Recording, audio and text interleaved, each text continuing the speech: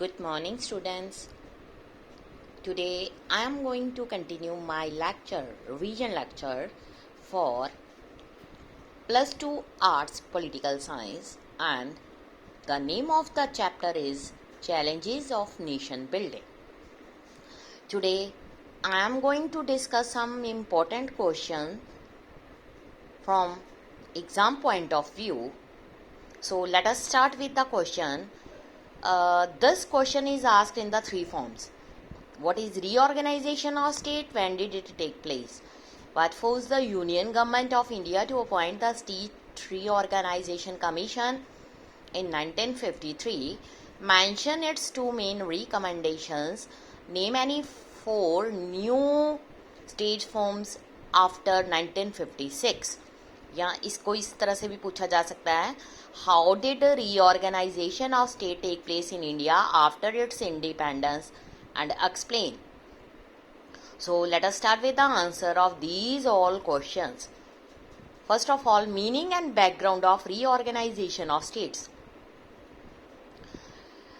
We know that in India, princely state after independence won in 1947 and were annexed to Indian Union through the instrument of accessions. सो जो process था अनेक्सेशंस का, almost all Princy state जो हैं accept Jammu and Kashmir, ठीक है, उन्होंने इसको accept नहीं करा, एंड बाकी जो स्टेट थी वर assimilated in union of India. लेकिन इसके कुछ बाद ही कुछ ऐसी स्टेट थी जिन्होंने डिमांड कर दी न्यू स्टेट्स की with different demarcations and language prevalent at the time of their accession to the Union of India. So हमारी इंडिया की जो गवर्नमेंट थी उसके लिए ये नेसेसरी हो गया कि जो इंडिया की गवर्नमेंट है उनको रीऑर्गेनाइज करे. सो अगला स्टेप हमारा यहाँ पर स्टार्ट हुआ, रीऑर्गेनाइजेशन ऑफ स्टेट.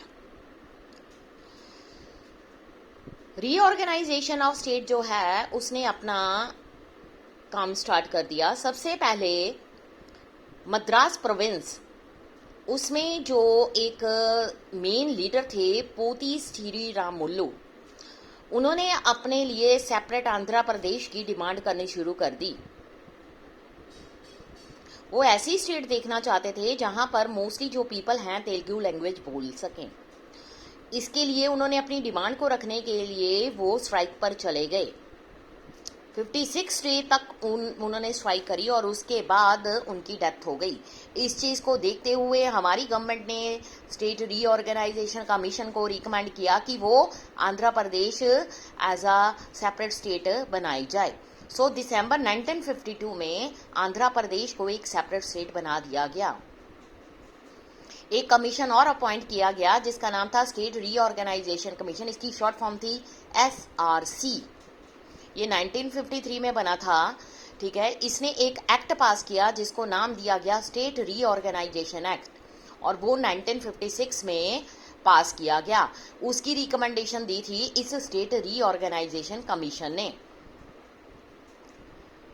उसके बाद जैसे ही इंडिया हमारी उसको इंडिपेंडेंस मिली, उसके बाद लिंग्विस्टिक बेसिक पर हमारे यहाँ पर 14 स्टेट 6 यूनियन टेरिटरीज बनाई गई.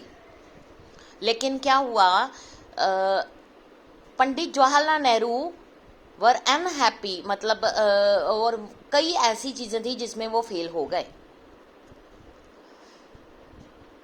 जो राइटियस्ट एंड लेफ्टियस्ट, कांग्रेस में ये दो डिफरेंट लीडर्स थे जो एक दूसरे के ऑपोजिट हो गए थे. इनको राइटियस्ट एंड लेफ्टियस्ट का नाम दिया गया.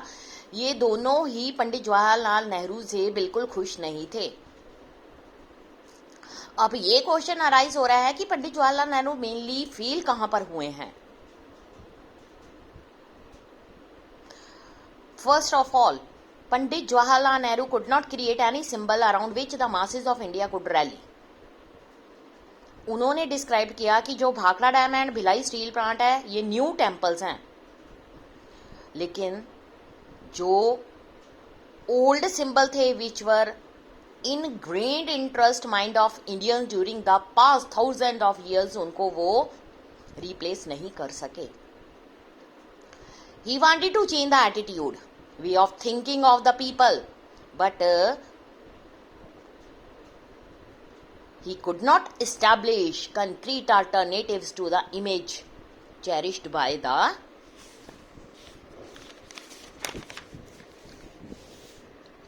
people. इसलिए जो modernisation, scientific temper, secularism all remained paper slogans.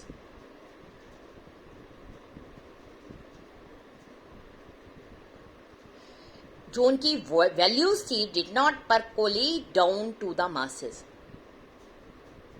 What to say of the masses. लेकिन जो उनके पार्टी मैन्स, कैबिनेट कोलीग्स जो थे अनकन्वीनियंस्ड थे about the validity of many of Nehru's idea. So almost unceremonious farewell to the policy of independence, non-alignment given by the successor of Nehru illustrates this point.